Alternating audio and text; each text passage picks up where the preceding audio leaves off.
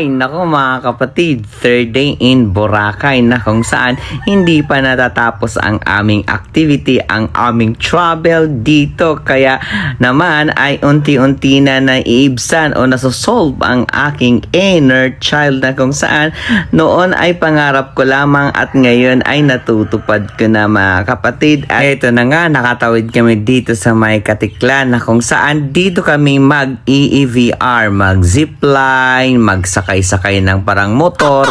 Ito na nga at nandito kami at yun, nasubukan ko na din na para lang ako nagdadrive ng motor pero napakasakit mga kapatid sa kamay.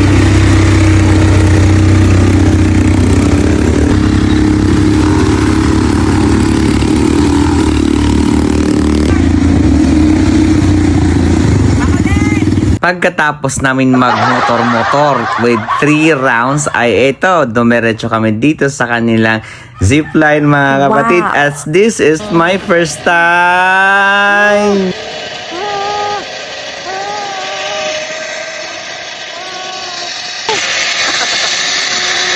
Boracay! Thank you so much!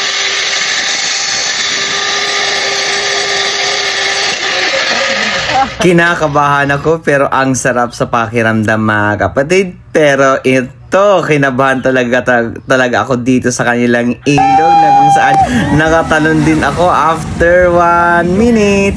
This activity is hiking. Hello!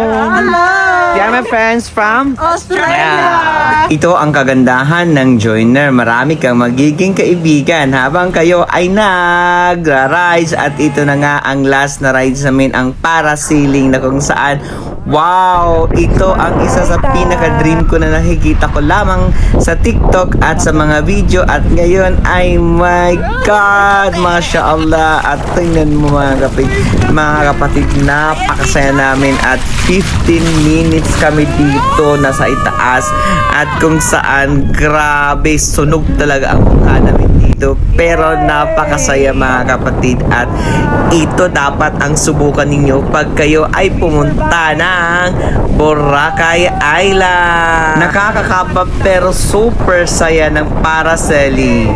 Okay, so after the parasailing, ayan, we return dito sa mainland, dito sa may Boracay Island. Okay, so here, ayan. So this is my last rides for today's video.